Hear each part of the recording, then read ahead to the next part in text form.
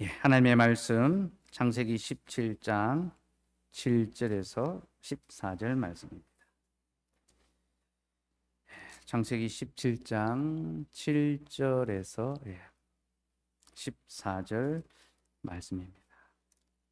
하나님께서 말씀하십니다. 하나님의 말씀을 들으십시오.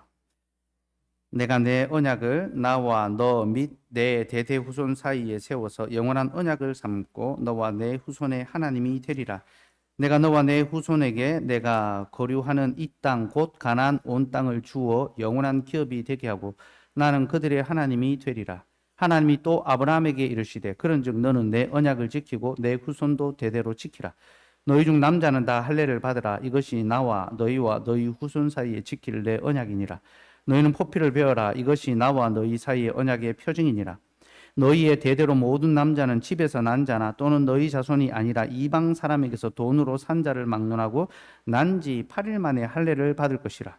너희 집에서 난 자든지 너희 돈으로 산 자든지 할례를 받아야 하려니 이에 내 언약이 너희 살에 있어 영원한 언약이 되려니와 할례를 받지 아니한 남자 곧 그 포피를 베이지 아니한 자는 백성 중에서 끊어지리니 그가 내 언약을 배반하였음이니라.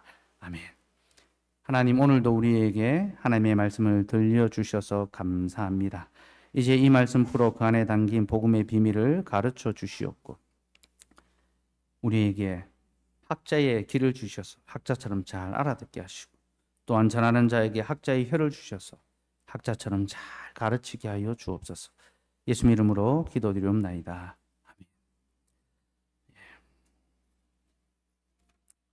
지난주에 할례와 피난편에 관한 말씀을 전했습니다. 그리고 오늘은 할례와 세례에 관한 말씀을 전하려고 합니다. 오늘 유인물을 배부해 드렸습니다. 두 부가 있습니다. 유아 세례 문답에 관한 유인물과 교육에 관한 유인물이 있습니다. 교육에 관한 유인물을 먼저 참고하시면서 설교를 들으시면 좋겠습니다. 하나님은 아브라함과 언약을 맺으시고 그 언약의 증거로 할례를 명하셨습니다. 할례는 구약의 성례로서 하나님의 약속의 증표입니다. 그리고 이 할례는 신약에 와서 세례로 바뀝니다. 왜 구약의 할례가 신약의 세례로 바뀌는가? 예수 그리스도께서 구약의 모든 약속을 성취하시고 새로운 성례로 세례를 제정하시고 선포하셨기 때문입니다. 이 세례의 선포는 새로운 언약 시대가 도래했음을 보여줍니다. 곧 은이나 금같이 양의 피로서 우리의 죄를 잠시시키는 것이 아니라 흠없고 점없는 보배로운 예수 그리스도의 피로 우리의 죄를 다 씻기시고 우리에게 영원한 구원의 생명을 주님이 더하여 주시기 때문에 이제 할례는 폐지되고 세례가 시행되는 겁니다. 하지만 할례와 세례의 그 의미는 공통됩니다. 그래서 할례를 통하여 이 세례의 의미가 무엇인지 살펴보는 것이 중요하고 특히 할례는 유아 세례의 아주 중요한 근거가 됩니다. 우리가 유아들에게 세례를 베풀어야 하는 그 이유가 바로 구약의 할례에 기초합니다. 본문 7절 말씀 7절 말씀 한번 같이 읽을까요? 7절 읽읍시다. 시작.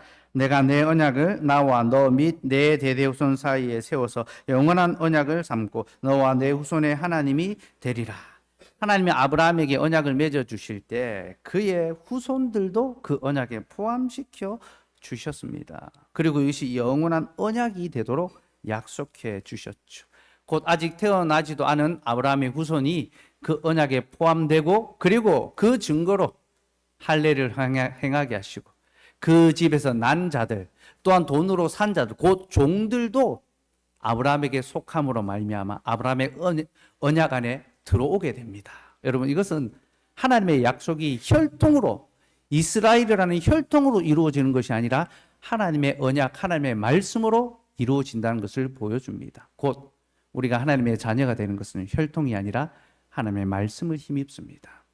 그렇게 집에서 난 자들 또 돈으로 사온 자들도 다 난 지 8일 만에 할례를 받게 하셨습니다.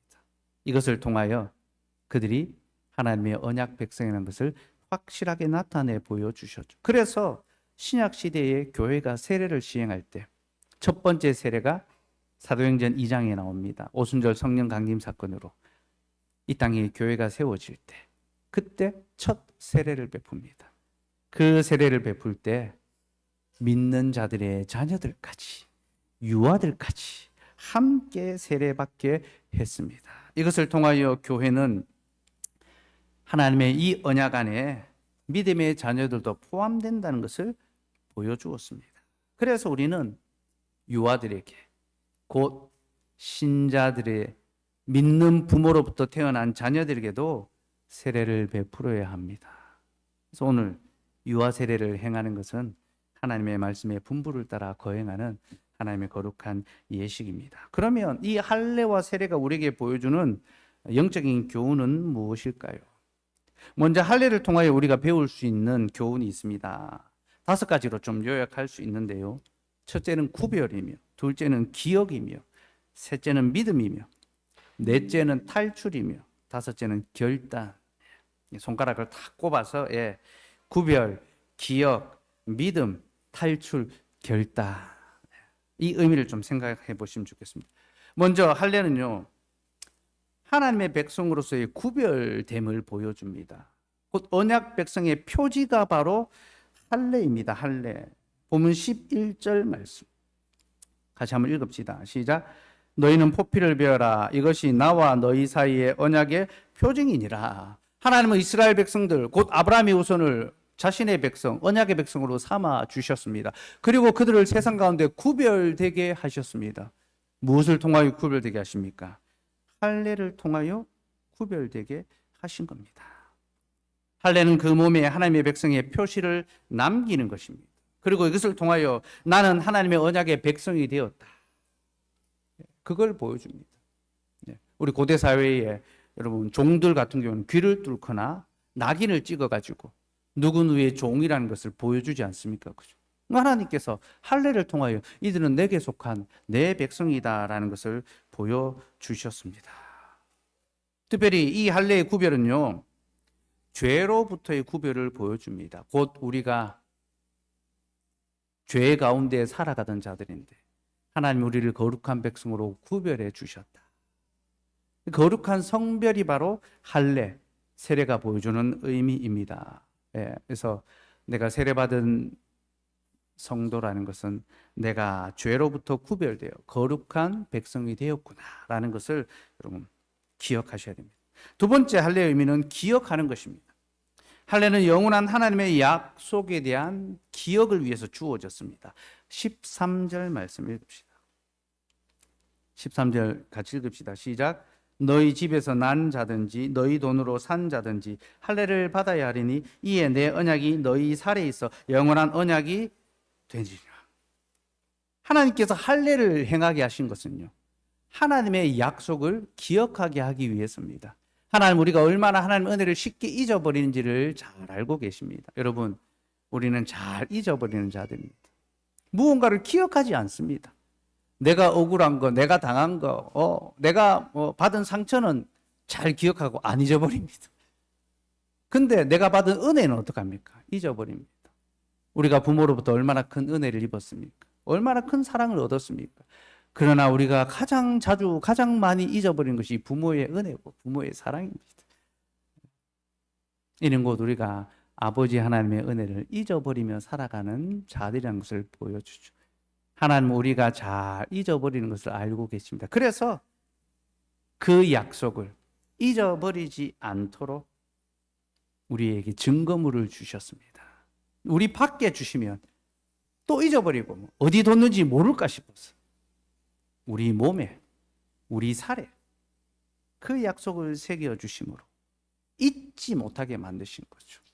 곧 우리가 그 언약의 표시를 볼 때마다 하나님의 자녀라는 사실을 잊지 않도록, 기억할 수 있도록, 그것이 세례입니다. 오늘 이 세례 예식을 행할 때 우리가 잊지 않도록, 하나님의 자녀라는 사실을 잊지 않도록, 그 약속을 잊지 않도록 세례를 베푸셨구나, 그걸 기억하시기 바랍니다.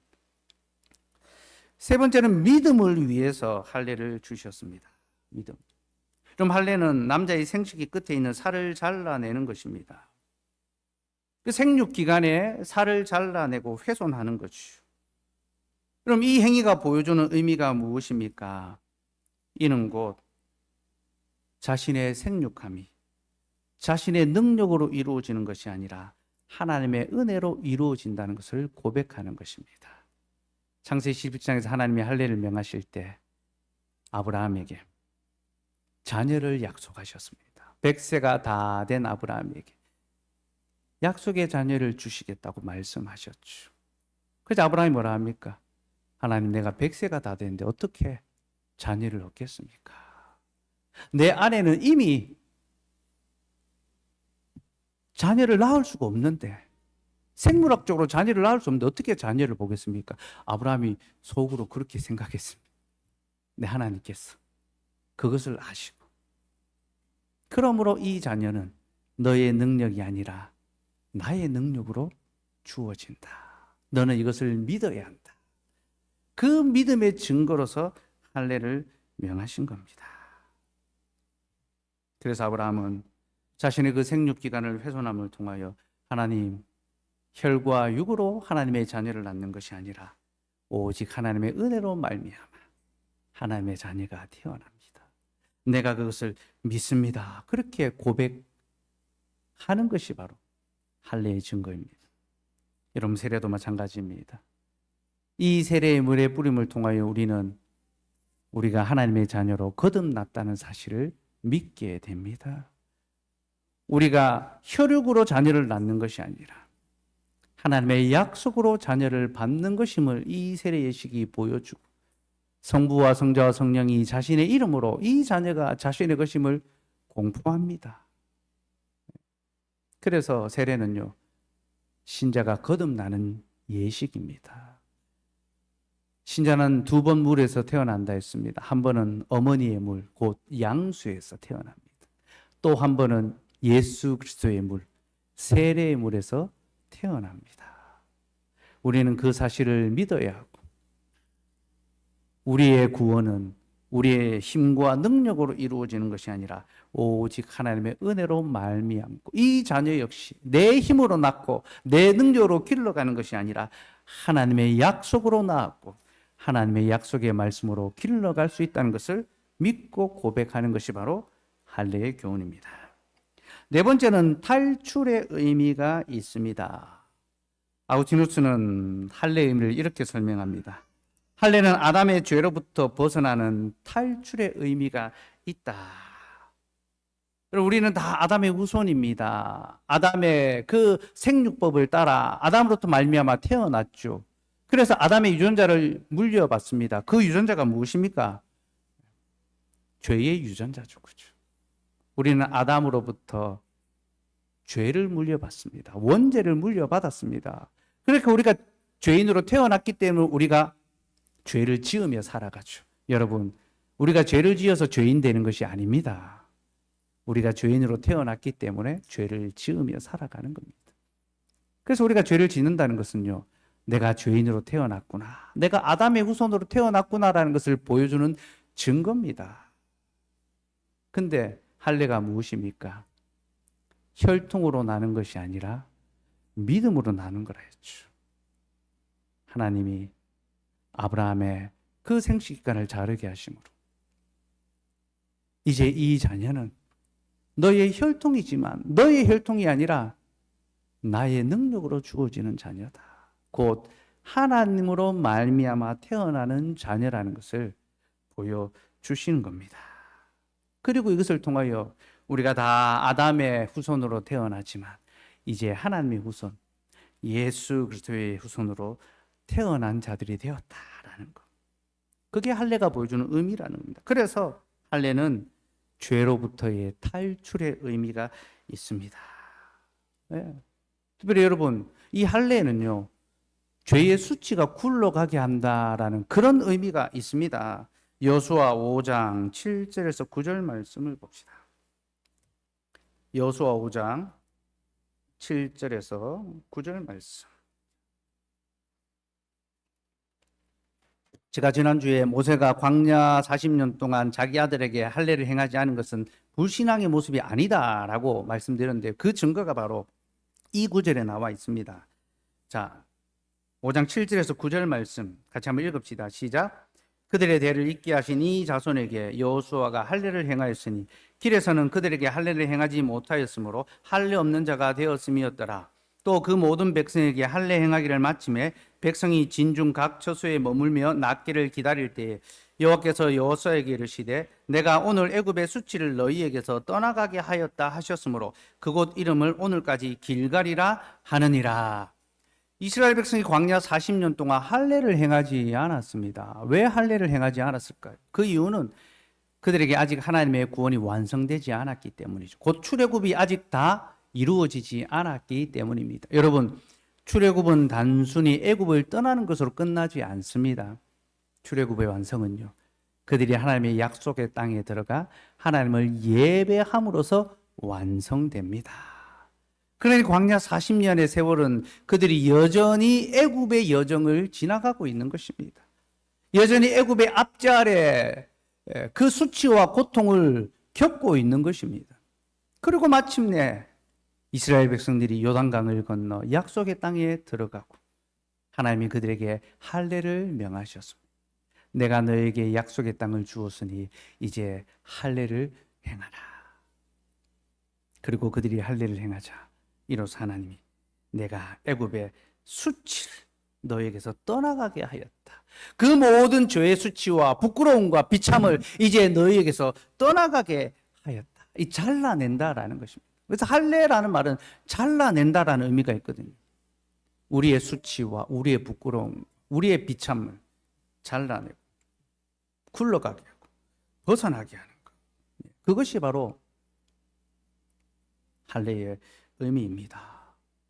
모세가 광야 40년 동안 자기 아들에게 할례를 행하지 않은 의미도 바로 거기에 있습니다. 그런 광야의 40년을 보내면서 자신이 하나님의 구원의 은혜를 누리지 못하는 비참한 상태에 있다는 것을 스스로 알았습니다. 그래서 자신의 아들의 이름을 게르솜이라고 지었죠. 게르솜이 무슨 뜻입니까? 내가 타국에서 나그네가 되었나이다. 곧 이방의 나그네가 되어서 하나님의 구원의 은혜를 누리지 못하고 있기 때문에 아직 그 자녀에게 할례를 행하지 않았던 것이죠. 그리고 이제 그가 하나님의 구원 역사를 실행하게 되는 그 부름을 받으면서 자기 아들에게 할례를 행하고 이제 하나님께서 자기 백성에게 수치가 떠나가고 구원의 은혜를 베풀어 주실 것을 믿음으로 고백했던 것입니다. 사랑하는 여러분, 할례 곧 세례는 우리의 죄와 부끄러움의 수치가 물러가게 하는 것입니다. 우리는 다 부끄러운 삶을 살아가는 자들이고 죄 가운데 살아가고 날마다 죄를 먹고 마시며 살아가고 있습니다. 우리 중에 하나님 앞에 떳떳한 자가 누가 있으며 감히 하나님 앞에 설 자가 누가 있겠습니까? 우리는 다 연약하고 불의하고 부족한 자들입니다. 그러나 여러분, 그리스도께서 이 세례를 통하여 할례를 통하여 우리의 모든 부끄러움을 잘라내시고 그 수치를 굴러가게 하셨습니다. 그러니 그 하나님의 탈출, 죄로부터의 탈출과 부끄러움부터의 탈출을 기억하고 이제 다시는 죄로 돌이키지 말고 하나님의 의와 선을 향하여 나아갈 수 있는 저와 여러분이 되기를 소망합니다. 그래서 할례는요, 결단의 의미가 있습니다. 할례와 세례는 결단의 의미가 있습니다. 곧 자신의 살을 잘라내는 것을 통하여 내 옛사람이 죽었음을 보여줍니다. 하나님, 내 옛사람이 죄로 말미암은 옛사람이 이제 죽었습니다. 할례는 자신의 죽음을 보여줍니다. 세례도 마찬가지입니다. 그럼 세례는 물속에 들어가는 거라고 했습니다. 우리는 지금 물을 뿌리지만요, 본래 세례의 의미는 물속에 들어가는 것입니다. 이 들어가는 것이 무엇입니까? 자신의 옛사람이 물속에서 죽었다는 걸 보여줍니다. 그리고 하나님 안에서 이제 새 사람으로 다시 태어나는 것이 바로 죽은 자의 몸에서 생명이 나옵니다. 아브라함의 몸에서, 사라의 몸에서 약속의 자녀가 태어났습니다. 곧 부활의 생명이죠. 이 자녀는 부활로 얻은 것입니다. 새 사람이 다시 거듭나는 것을 할례가 보여주고 있습니다. 특별히 여러분, 하나님은 난지 8일 만에 할례를 행하라라고 하셨습니다. 아이가 태어나면 8일 만에 할례를 행하라 하셨습니다. 왜 8일 만에 할례를 행하라고 하셨을까요? 여러분, 8이라는 숫자는요, 부활의 숫자입니다. 부활의 숫자. 예수님께서 안식 후 첫날에 부활하셨죠. 안식 후 첫날. 근데 그 안식일이 유대인들의 날짜 계산법에 따르면 7일째 날입니다. 곧 하나님이 세상을 창조하실 때 7일째 날을 안식일로 정하셨습니다. 그래서 7일째 날은 안식일입니다. 근데 안식 후 첫날에 부활하셨죠. 그래서 8일째 되는 날, 안식 후 첫날은 8일째 되는 그 8일은 부활의 날이 됩니다. 왜 하나님께서 8일을 부활의 날로 주셨는지 압니까? 7일째 모든 사역을 마치시고 안식하셨는데 인간의 범죄함으로 말미암아 하나님의 안식이 깨어졌습니다. 그러니까 우리의 범죄로 말미암아 하나님이 쉬지 못하게 되신 거예요. 하나님은 자신의 모든 일을 다 마치고 이제 쉬셔야 되는데 부모가 자기 일을 다 마치고 쉬려고 하는데 아이가 막 저지레 한 겁니다. 어떻게 해야 됩니까? 부모는 또 쉬지 않고 일을 해야 되는 거죠. 그 자녀 때문에 그죠. 우리의 범죄함 때문에 하나님이 쉬지 않고 일을 하셨습니다. 자녀가 쉴 수 있도록. 그래서 부활의 날이 필요했던 거죠. 그리스도께서 이 땅에 오셔서 죄와 사망의 모든 저주를 담당하시고 그 모든 비참을 다 벗겨내시고 자기의 살을 자르심으로 그 죄의 수치를 벗겨내시고 십자가에서 죽으시고 부활하심으로 하나님의 참된 안식, 우리의 구원을 완성해 주셨습니다. 그것이 8이라는 숫자가 갖는 의미입니다. 근데 하나님께서는 할례를 바로 8일째 행하라 하셨습니다. 곧 구약의 그 언약의 첫 성례를 시행하시면서 이미 그리스도로 말미암아 완성될 구원을 내다보시고 바라보신 것입니다. 장차 내가 이 모든 사망의 권세를 이기고 너에게 영원한 생명과 부활의 생명을 더하여 줄 것인데 이 할례가 바로 그 구원의 약속을 가리키고 있다. 그래서 여러분 할례는 처음부터 세례를 바라보고 있습니다. 그리스도께서 이루실 그 부활의 생명과 그 약속과 성례를 바라보고 있는 것이 바로 할례예요. 그래서 8일째 할례를 행하게 하셨고 이제 그리스도 안에서 새롭게 태어난 자녀는 죄에 대하여는 죽고 하나님 안에서 살아난 자로 하나님의 자녀로 살아가야 하는 거죠. 그것이 바로 성례가 갖는 의미입니다. 곧 이제 우리는 하나님의 자녀가 되었으니 죄에 대하여는 죽고 의에 대해서 살았으니 이제 하나님의 자녀로서 살아가겠습니다. 그 고백이 바로 성례의 약속입니다. 성례는 라틴어로 사크라멘툼이라고 불리는데요. 이 사크라멘툼이라는 말은 로마 시대의 군인들이 충성서약을 하는 것을 가리키는 말입니다. 곧 입대한 군인이 군대의 깃발 앞에서 이제 자신이 상관의 명령에 죽기까지 충성하겠다는 그 서약을 하는 것이 바로 사크라멘툼입니다. 근데 교회는 그 사크라멘툼이라는 단어를 성례 곧 세례에 사용했습니다. 세례가 무엇이라는 겁니까? 할례가 무엇이라는 것입니까? 세례는 이제 우리가 하나님의 자녀가 되었다는 것을 고백하는 것이고 하나님의 약속의 말씀 앞에서 곧 교회 앞에서 이제 내가 하나님의 약속을 따라 그 약속에 순종하며 죽기까지 충성하며 살아가겠다라는 서약이 바로 이 세례의 의미입니다. 특별히 여러분 이 사크라라는 말은요 제물을 바친다라는 뜻이 있습니다. 곧 이 세례가 우리의 몸을 하나님께 제물로 바친다라는 그런 뜻이죠. 여러분 우리는 세례를 통하여 하나님께 우리의 몸을 바칩니다. 이제 이 몸은 우리의 것이 아니라 주님의 것입니다. 이것이 세례의 의미입니다. 그럼 여러분 왜 우리가 주님께 우리의 몸을 바쳐야 합니까? 그 이유가 무엇입니까? 그 이유는 주님이 먼저 우리를 위하여 자신의 몸을 내어주셨기 때문이죠. 여러분 하나님께서 먼저 우리에게 사크라멘툼 해주셨습니다. 전능하신 하나님께서 만왕의 왕이신 하나님께서 불의한 우리를 향하여 내가 너와 맺은 약속을 지키겠다 서약해 주십니다. 그래서 성례는요 우리의 서약 이전에 하나님의 서약이 먼저 있습니다. 내가 이 언약을 너와 내 후손 사이에 세워 영원한 언약이 되게 할 것이다. 하나님의 서약이 있습니다. 그렇게 서약하신 하나님께서 스스로 자신의 살을 자르시고 자신의 피를 흘리시고 그 약속을 다 이루시고 사크라멘툼 해 주셨습니다.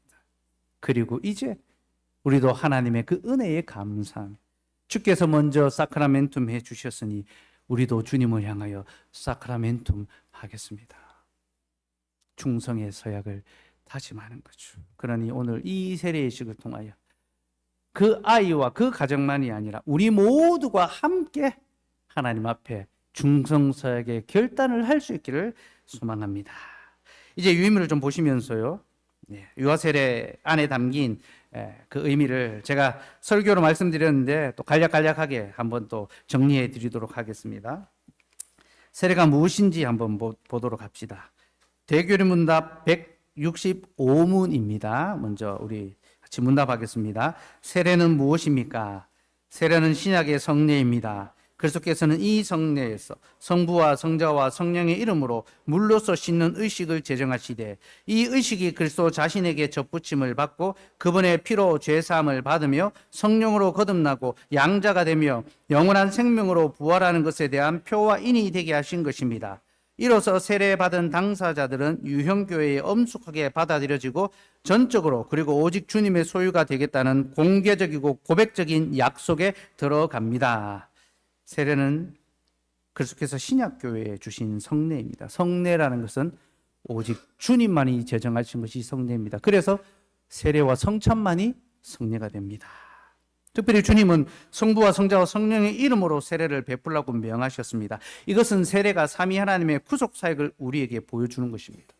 곧 성부의 이름으로 세례를 베풀 때 영원하신 아버지께서 창세전에 우리를 하나님의 자녀로 택하여 주셨음을 보여줍니다. 성자의 이름으로 세례를 베풀 때 곧 성자 예수님께서 우리의 죄를 위하여 피를 흘리시고 우리를 그 모든 죄에서 깨끗하게 씻기셨음을 보게 됩니다. 성령의 이름으로 세례를 베풀 때 곧 성령 하나님께서 우리 마음속에 물이 우리 위에 부어지는 것처럼 성령께서 우리 마음속에 오셔서 우리로 하나님의 자녀인 것과 하나님의 구원의 약속을 믿게 하시고 그 안에 살아가게 하십니다. 이렇게 세례는 성부, 성자, 성령 삼위 하나님의 구속 사역을 우리에게 보여줍니다. 특별히 이 세례의 물뿌림은 우리의 죄 씻음을 보여줍니다. 여러분, 우리는 다 죄인입니다. 본질상 아담의 원죄로 말미암아 우리는 다 죄인으로 태어났습니다. 그러나 그 죄를 그리스도께서 자신의 피로 씻겨 주셨습니다. 이 속죄는 금이나 은같이 없어질 것으로 된 것이 아니라 흠없고 점없는 보배로운 어린 양 예수 그리스도의 피로 말미암아 이루어진 것입니다. 그러니 여러분, 이 세례의 물을 뿌릴 때 우리 마음의 모든 부끄러운 죄악들을 하나님께서 그리스도의 피로 씻겨 주셨다는 것을 기억하시기 바랍니다. 또한 세례는 우리가 그리스도에게 접붙여졌다는 사실을 보여줍니다. 이런 우리는 세례를 받을 때 그리스도에게 속하여 세례를 받습니다. 그리스도와 함께 세례를 받습니다. 이 함께라는 것은 together가 아닙니다. into, 그 안으로 들어간다라는 것입니다. 여러분, 우리는 세례 받을 때 그리스도 안으로 들어가게 됩니다. 그래서 세례를 베풀 때 사실 물속으로 들어가는 것이 훨씬 더 의미가 있습니다. 세례자가 물속에 들어가는 것처럼 우리가 그리스도 안으로 들어가게 됩니다. 그리스도와 연합하는 거예요.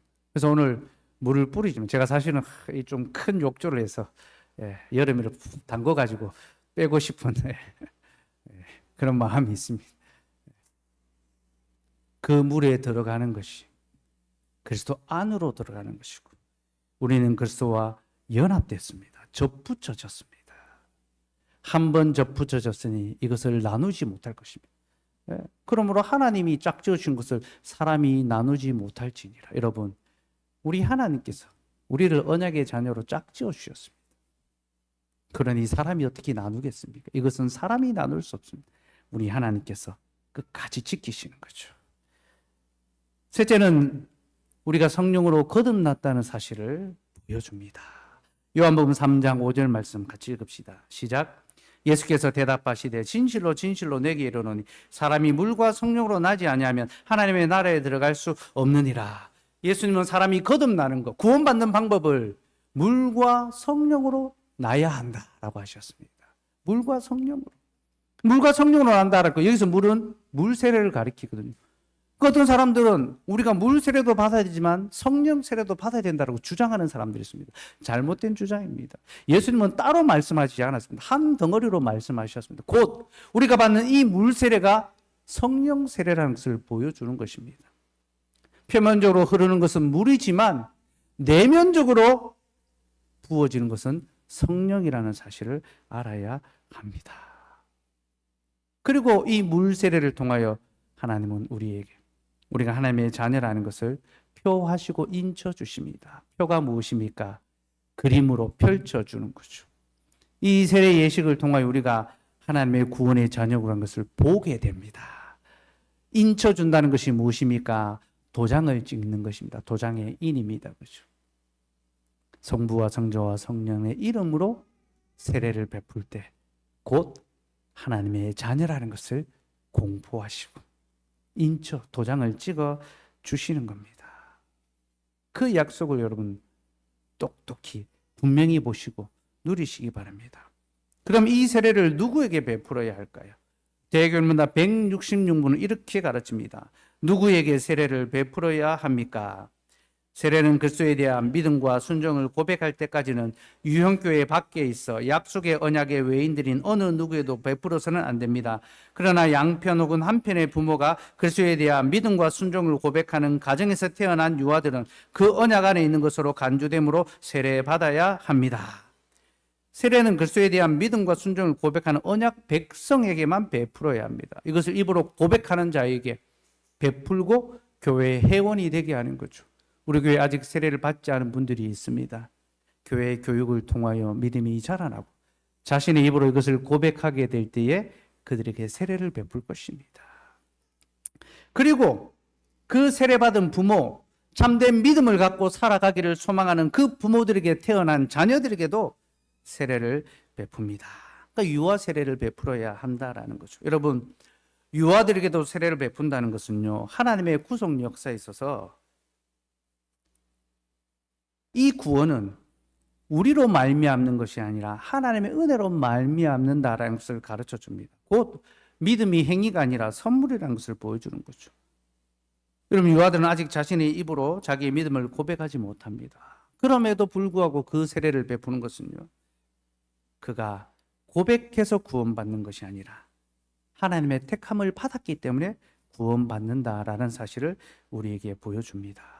그래서 유아 세례는요, 이 구원이 우리에게서 난 것이 아니라 하나님께로부터 났다는 것을 보여주는 증거입니다. 이것은 우리에게 큰 위로가 됩니다. 우리는 때때로 약속의 자녀답게 살지 못할 때가 있습니다. 우리의 고백대로 살아가지 못할 때가 있습니다. 그러나 그때에도 우리의 행위로 말미암아 하나님의 약속이 취소되지 않고 지켜지는 거죠. 또 우리 자녀들 중에 육체적 질병이 있거나 또 약함이 있어서 자신의 입으로 말하지 못하는 자녀들도 있을 수 있습니다. 그죠? 그러나 그가 자기 입으로 고백하지 못해도 하나님께서 그 자녀를, 연약한 그 자녀를 자신의 자녀로 택하여 주셨다는 것을 유아 세례를 통하여 확인하기 때문에 이것은 우리에게, 믿음이 약한 자들에게, 육신이 연약한 가운데 있는 자들에게 큰 은혜와 위로가 되는 거죠. 여러분, 우리의 고백 이전에 하나님의 선택이 있다는 것을 먼저 기억하시기 바랍니다. 그래서 우리는 약속의 자녀 모두에게 이 세례를 베풀어야 하는 겁니다. 이 부분은 제가 앞에서 설명을 드렸고요. 이렇게 세례를 받은 자들은 이제 언약의 자녀로 살아갈 것을 결단해야 되죠. 특별히 유아 세례를 받게 하는 그 부모는 이제 이 자녀를 언약의 자녀로 자라가게 하겠다라고 소망하고 결단해야 됩니다. 창세기 17장 9절 말씀 같이 읽읍시다. 시작. 하나님이 또 아브라함에게 이르시되 그런즉 너는 내 언약을 지키고 내 후손도 대대로 지키라. 하나님께서 아브라함과 언약을 맺으실 때 그 언약에 대한 순종을 요구하셨습니다. 그리고 이것을 대대로 지키게 하셨습니다. 그럼 이것이 무엇을 의미합니까? 이 말씀은요, 그 언약의 후손들에게 하나님의 언약의 내용을 가르치며 순종하며 살아갈 수 있도록 지도하라는 것입니다. 곧 유아 세례를 받은 자녀에게 그 부모는 그가 그 언약의 내용을 잘 깨달아 알 수 있도록 가르치고 지도하고 양육하고 기도해야 된다라는 거죠. 그 자녀가 부모의 말을 아직 알아듣지 못할 때도 그 품에 안고 하나님의 말씀을 들려주고 기도해 줘야 하고, 그가 자라서 그 말을 깨달아 알게 될 때부터는 믿음의 교리와 말씀의 교훈을 가르쳐야 합니다. 예, 세상 지식, 글자 가르치고 숫자 가르치고 이런 것들을 가르치고 학교 공부 가르치기 이전에 믿음의 교리와 말씀의 교훈을 먼저 가르쳤어. 그가 하나님의 자녀로 자라갈 수 있도록 지도해야 돼요. 이것이 언약의 부모들에게 주어진 약속의 의무입니다. 사랑하는 여러분, 우리가 이 약속의 의무를 잘 감당하고 있는지 돌아보고, 특별히 부모로서의 책무를 감당하지 못하는 우리의 연약함을 회개하고 돌이키며 다시 한번 결단합시다. 하나님, 내가 다시 한번 사크라멘tum하며 하나님의 약속을 따라 하나님의 자녀를 길러갈 수 있는 저희가 되겠습니다. 그렇게 고백하고 서약하고, 또 오늘 이 세례 예식을 받는 그 가정, 부모는 더욱 믿음 가운데 그렇게 고백할 수 있기를 소망합니다. 그런 마음으로 우리가 여름이의 세례식을 함께 축하하고 또 그 예식에 참여하기를 소망하는데요. 우리 여름이의 이름의 뜻이 이제 여름에 태어났다고 여름이라고 지었더라고요. 최여름.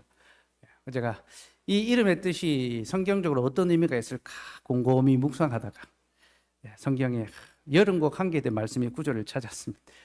잠언 25장 13절 말씀 같이 읽읍시다. 시작. 충성된 사자는 그를 보낸 이에게 마치 추수하는 날의 얼음 냉수 같아서 능히 그 주인의 마음을 시원하게 하느니라. 충성된 사자는 그를 보낸 이에게 마치 추수하는 날 얼음 냉수 같아서 능히 그 주인의 마음을 시원하게 하니라. 여름 타작마당의 시원한 냉수같이 하나님의 마음을 기쁘시게 하는 자, 그게 여름이가 되었으면 좋겠습니다. 그런데 추수하는 마당, 추수하는 날이라는 것은 성경에서 심판적 의미가 있습니다. 추수는 심판적 의미가 있습니다. 곧 하나님께서 말씀으로 심판과 구원의 사역을 시행하시는 거죠. 충성된 사자는 누굽니까? 하나님의 말씀을 전파함으로 하나님의 구원과 하나님의 심판을 선포하는 자, 말씀의 직분자가 바로 충성된 사자입니다. 그리고 그 충성된 사자가 전하는 말씀을 기쁨으로 영접하는 자, 그에게는 하나님의 구원의 은혜가 있습니다. 여러분, 여름 타작마당이 예배의 자리고 말씀이 선포되는 자리라는 것을 기억하시기 바랍니다. 그 말씀이 선포되는 자리에서 말씀의 직분자가 하나님의 심판과 구원의 복음, 하나님의 타작마당을 펼쳤을 때에 그 말씀을 영접하고 감사하며 그 말씀을 힘입어 살아가기를 소망하는 자에게 진정한 구원의 기쁨이 있습니다. 그래서 마태복음 10장 41절 42절 말씀 같이 읽읍시다. 시작. 선지자의 이름으로 선지자를 영접하는 자는 선지자의 상을 받을 것이요, 의인의 이름으로 의인을 영접하는 자는 의인의 상을 받을 것이요, 또 누구든지 제자의 이름으로 이 작은 자 중 하나에게 냉수 한 것이라도 주는 자는 내가 진실로 너에게 이르노니 그 사람이 결탄코 상을 잃어버리지 아니하리라 하시니라.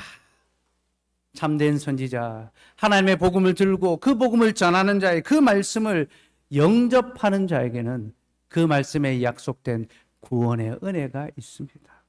그리고 복음을 위하여 수고하는 자에게 냉수 한 그릇이라도 주는 자, 곧 그 복음의 사역에 함께 동참하며 그와 함께 주님의 교회를 세워가고 섬겨가는 자들에게는 하나님의 상이 있다는 것입니다. 여러분, 이것이 바로 우리에게 약속된 하나님의 복입니다. 그러니 여름 타작마당에 시원한 얼음 냉수처럼 하나님의 마음을 시원케 드리는 하나님의 백성이 됩시다. 포항장로교회가 그런 교회가 되기를 소망하며 이 여름에 세례를 받는 여름이가 하나님의 마음을 기쁘시게 하는 자녀로 자라갈 수 있도록 그 부모와 우리 모두가 함께 동참했으면 좋겠고요. 아이 하나를 키우는데 온 마을이 필요하다 했죠. 언약의 자녀 하나를 키우는 데에 온 교회가 필요합니다. 우리 모두가 함께 그 양육의 짐을 기쁨으로 감당할 수 있기를 간절히 소망합니다. 기도하겠습니다. 하나님,